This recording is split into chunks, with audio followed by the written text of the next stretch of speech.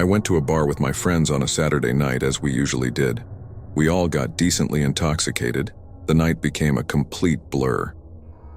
About an hour after showing up to the bar, I vaguely remember talking to a few guys who came up to me. I didn't remember anything out of the ordinary, though. I lived walking distance to the bar we were at that night, so I guess when I got tired or bored, I left.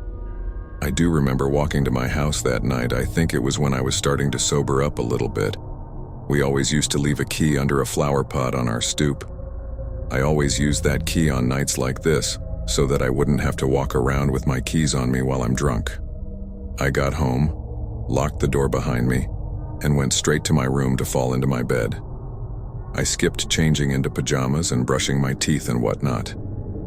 I did lay there awake with my phone in my hands, texting my friends to see if they were still there and making sure they got home okay. Suddenly, I heard the front door open downstairs.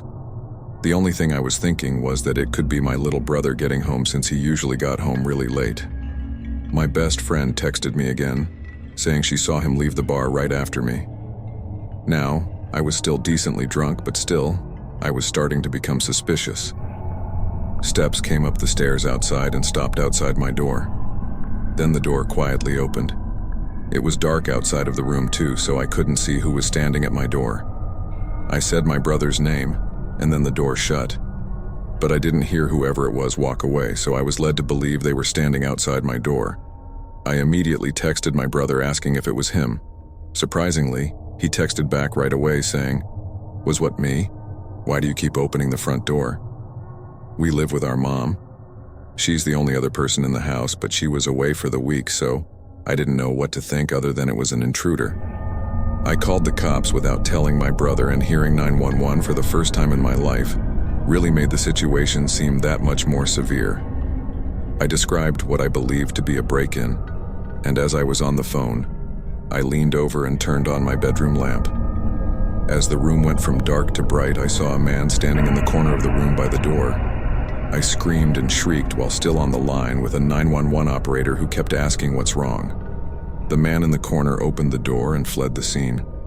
I heard him run out the front door. I stayed on the line with the operator, who advised me on every move I should make until a cop car actually showed up.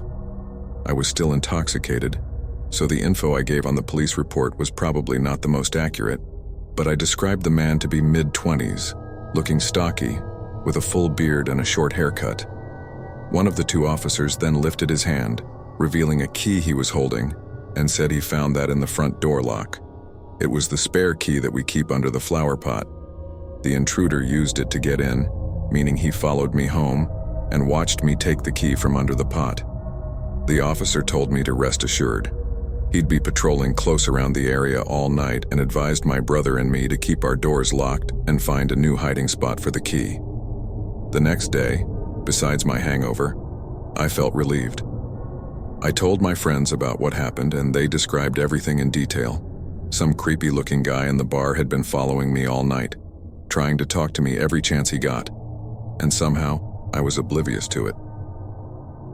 I took a long break from going to bars, and we don't hide a key outside anymore.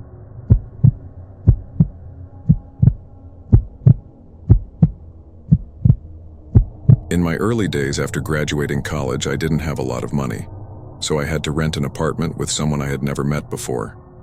He'd become my roommate, and his name was Randall. At first, he seemed easy enough to get along with. He didn't talk too much, but he had a heavy Spanish accent.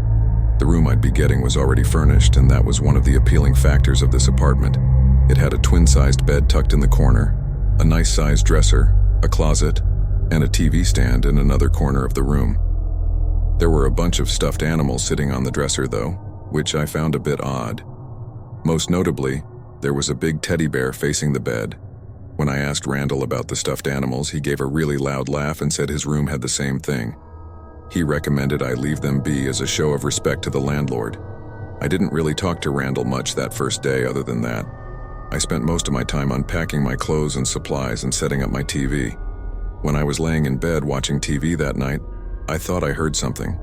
It was a very brief noise, but it was definitely audible, and it sounded like some kind of small electronic component. I chalked it up to being a house noise and continued my show. The next day, Randall wasn't home all day. I didn't know if or where he worked, but I just assumed he was at work. That night when I was in my room watching TV, I heard the front door open and Randall walked through the hall to his room before shutting the door. A little later, I was getting changed into my pajamas when I heard the same sound from the night before, this time without the TV noise in the background, so I heard it much clearer. It was definitely some kind of electronic device, but I didn't know what or where. It still didn't seem like a big deal, so I got into my bed and started reading my current book at the time, then went to sleep. The next day, I saw Randall when I came home after work, and he asked me what book I was reading. At first I didn't get the question, but then he said he was talking about the book that I was reading in my room. I looked at him in silence and confusion. I asked him how he knew I was reading a book, and he said in his heavy Spanish accent that he had to go into my room just to take something out that he left in there. And that's when he noticed the book. I asked him nicely not to go into my room anymore. Unfortunately, there wasn't a lock on the door, so I couldn't stop him when I wasn't home. That night, when I grabbed my book from under my bed, I stopped and wondered, how would he see my book if I had it under my bed?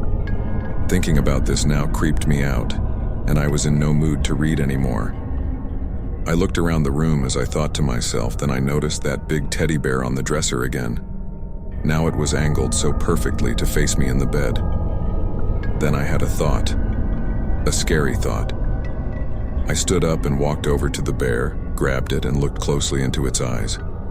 I felt my heart skip a beat when I realized there was a camera in one of the eye holes.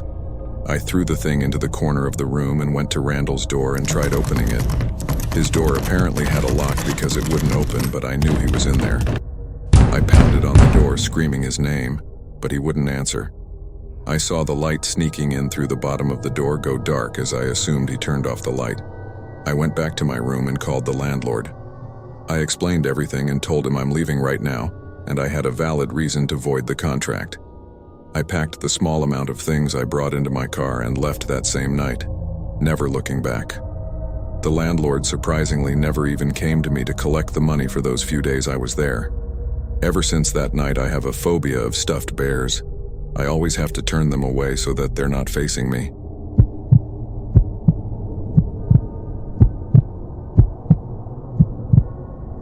In 2016, our new neighbors invited our family over for a nighttime barbecue. My mom, dad, sister, and I met them in their backyard at 8 o'clock. It was the first time I personally met them, a husband, wife, and their teenage son, Jeremy. The husband was the friendliest, while the wife and Jeremy seemed off. Jeremy had some kind of mental or social issues. He wouldn't talk, looked around nervously, and seemed perpetually sad. He stared at me a few times, which made me increasingly uncomfortable. After eating, our parents chatted with his, and I slipped back home because I was bored and uneasy. The next day I walked to school, which was 2 blocks away. As I passed our neighbor's house, I saw someone jump behind a tree trying to hide. I turned back quickly and walked faster. When I was a block away from school, I turned again and saw the same person hiding in a bush. It was Jeremy, recognizable by his long hair, staring right at me. I sped up and made it to school safely. When I got home, I told my parents, and they talked to the neighbors. They returned, explaining that Jeremy wasn't like other kids, repeating his parents' words. They told me to ignore him, as if following me to school wasn't creepy enough. Later, while doing homework on the patio, I thought of Jeremy and glanced at the neighboring house. There he was, staring at me from a window overlooking our backyard. He quickly ducked out of sight when he saw me. I rushed inside to tell my parents, who once again quoted his parents and told me not to worry. That night, after texting friends, I put my phone down and tried to sleep. Sometime later, I heard a click at my window. Suddenly, it slid open. Without knowing who it was, I screamed, and my parents rushed in. Pressed against the wall in shock, I watched as someone climbed through my window. My parents turned on the lights, revealing Jeremy holding a large kitchen knife. Everyone screamed. My dad grabbed me and pulled me out of the room. We all rushed to the neighbor's house, and the man next door came over to our house, grabbed Jeremy and snatched the knife from his hands, dragging him out. My dad sent us inside while he yelled at the neighbor. Moments later, he came back in and called the police to get a restraining order. He promised the neighbors a living hell if they didn't move out within a week. The police took Jeremy away, likely to a facility for people with mental disabilities rather than a regular jail. A week later, Jeremy was gone. We didn't know where he was, but we never saw him again.